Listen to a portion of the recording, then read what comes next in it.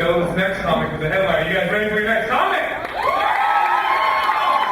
Alright, this next comic coming to the stage is coming all over the Northwest. He will be a featured comic after this year's bumper shoot. Make some noise for Sheen!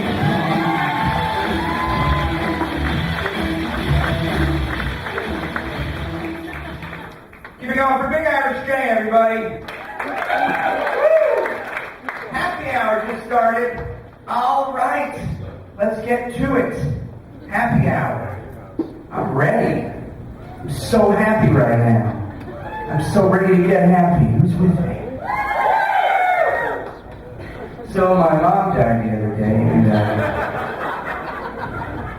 the worst way to start a happy hour. I just recently had surgery. I had my tonsils removed as an adult, right? Kind of scary. I don't like hospitals. It's a new thing for me, and I did something stupid because I have a comedy brain where I don't have a filter, unfortunately, so things just roll out of my mouth that shouldn't at the wrong time because I think they'll be funny, and it's always at the wrong fucking time. And here's an example. I'm having a blast in the hospital. I took my clothes off, and she brings in the robe, and I'm like, I'm ready. And she's like, oh shit. I had fun the whole time. I walked. You can still wear your underwear, by the way. You know, they don't make you take that off, but I did. I got butt naked. I'm like, I'll put this on right now so you know I'm doing it right. My wife took pictures of everything, right? We nicknamed all the orderlies. Everybody's having a great time. They roll me in. Before they knocked me out, I finally meet the surgeon. And this is where shit gets wicked. Because I did this to protect myself. It's a defense mechanism. I want to feel better, so I just laugh. It's gallows humor, right? So the surgeon comes in, and I shit you not, he leans over the table. I haven't met him yet. Looks me right in the eye and goes, hey, buddy, you and I are going to go on a little journey, okay? Now, hopefully, if all goes well, we're both going to come back from this. But I need you to be aware that I'm going to do everything in my power to make you as comfortable as possible. Now, if you have any questions, or you need anything, now's the time to let me know. And I'm shitting my pants. And all I can think to do is joke. So I see his name tag, and this is true. His name is Dr. Faith. And all that came into my mind was, hey, I do have a question, Dr. Faith. Is it too late to ask for Dr. Empirical Science or Dr. I know what the fuck I'm doing to get in here before? And then I am out. They push the plunger and I have no defense. Don't fucking make fun of your surgeon's name, whatever you, because I'm so lucky that I came out okay. Because the other side of the coin could have woken me up. Hey, you alright? Hey, I know you're a little foggy right now, so look at me. How many fingers am I holding up? Don't say it out loud. You can't talk right now.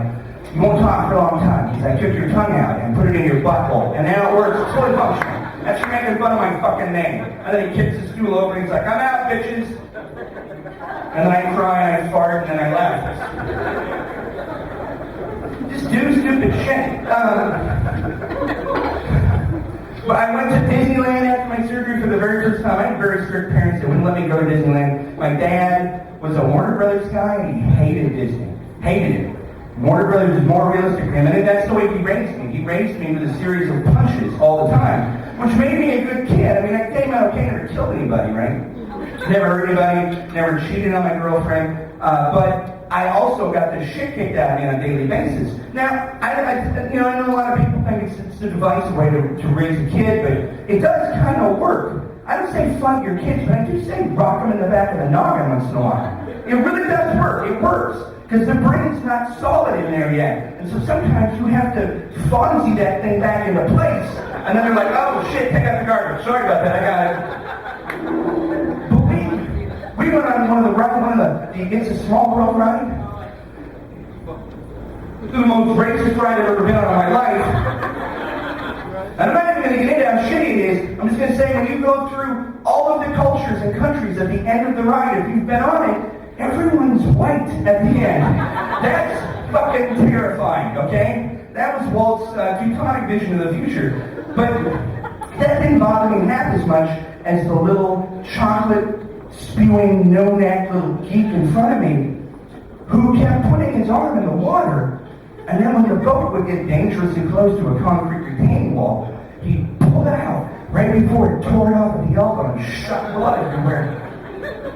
And his dad is one of those parents that doesn't punish their kids. He just says their name over and over and over and over again until the kid gets so bored by hearing his own name, he decides to do something else that gets his name called over. And it's attention deficit disorder, the highest. This is what happened. Jared, Jared, Jared, Jared, Jared, please, Jared, pleading, Jared, please, Jared, for the love of Jared, please, Jared, oh, Jared, arm, please, Jared, Jared. 5 goddamn minutes. And that's 4 minutes and 55 seconds longer than I ever would have lasted with my dad. Because my dad had that fucking predator heat-seeking radar that would see through the back of your head to where the bad ideas were. And before you even did it, he'd take out what I call a Portuguese tack hammer, which is a giant, hairy, yellow Portuguese fist, and he'd pull the middle finger all the way back, and then find that spot right here, the back of your head, where your neck and everything connects, a ball and nerves, and he would smack it, and it was like hitting a veal calf with a stun gun, because your body just shocked, you can't move, you pee a little bit, you can't scream. You can't scream because your muscles are tight and you're in shock now. You're in shock, physical shock. And that's when his voice would just come up over the back of my head every time. I need you to listen to me for a goddamn minute. Get your fucking hand in the boat. I know what you're thinking. If I have to, I'll staple your goddamn hand to your leg. Do you hear me? If you have a problem, turn around for a second. And then I turn around, and his eyes would glow and pull me in, and they'd go, I'll tell you what's going to happen. You can sit in the car and watch your new teeth grow in. That's what you can do. Because I don't earn that kind of money where I can buy you a nice hook hand. You're going to get a fucking coat hanger jammed in yourself, and then you can help Papa get the keys out of the car when he's drunk. And that'll be your job, mister. That's how my dad would have handled that shit, right? Yes, Papa, you're absolutely correct. You win. Just saying. Fonzie that kid once in a while. That shit works. It turned out all right. Been a lot of dick jokes tonight. There always are. Dick jokes are very popular. But I don't want to tell you guys a dick joke, but I do want to give you a fact and then explain how terrifying it is. Guinness now has a record for the world's longest penis. It's 13.5 inches long. It's currently held by a man named Joshua Falcan, who lives at home. Wait, it's going to get weirder. You're going to want to take that back in a second. You can't re-wee. You can't be like, wee, that's going to just, it's weird. You'll choke. And he lives at home with his mom and writes a Warcraft blog. That just says something about guys with big dicks, gentlemen, okay? But it's 13.5 inches. Now, see, the chicks are laughing because they're like, Jesus, fucking guys, man. But guys are all like, yeah, that's possible. That'd be pretty cool. It's 13, that's like having a dwarf stapled to your legs, right? Only a dwarf would be useful, because it's got an extra set of hands that can do something. Hey, Joseph, why don't you work the tent team? Well, I bet. Thank you, I love you. Don't say that out loud. Let's just do this job and get the fuck home. But it's not, it's just that Easter hand, a night on the stocking, just hand and waist. Holy shit. You can't do anything with that. Ladies, back me up on this. I'm going to go through it. 6 inches, whatever, 6 inches, that's good, okay, that's normal. 7 inches, hey, that's an inch more than I expected. 8 inches, hey, now we're talking, woo, happy hour. 9 inches, do you mind if I do a little stretching first before we try this? 10 inches, when I tell you to stop right there, that's as far as it goes.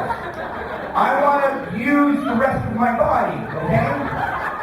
11 inches. Hey, let's just be friends. 12 inches. You're going to put a whole foot in your vagina, okay? 13.5 inches is nightmarish. You're wrecking yours. It's not going to happen. And this is why I'm glad, because you all like, ladies, you're laughing. They're like, it's ridiculous. But guys and girls, they're all like, quiet. You're full of shit, dude. That's why I'm glad nature picks dick sizing. We don't. Because if we did, you couldn't live on this planet. You would have to get a rocket and go to a planet where there are no wieners. There'd be fucking wieners everywhere. There'd be wieners hanging off the trees. Everyone's house looks like a bacon wrap prod. Guys just be pulling 75-foot-long dogs with, it hurts so bad. Oh, it's bigger than yours. I win. Then a plane just flying by, the windows are popped out, and dicks are hitting the ground. You can't live here. And if you have the world's smallest penis, don't call Guinness and try to get a record. Because that's your record for the rest of your life. No one's ever going to try and beat that. You win. By the way, before I leave, there is no record for the world's biggest pussy because it's currently being held by Justin Bieber. So, thank you guys very much.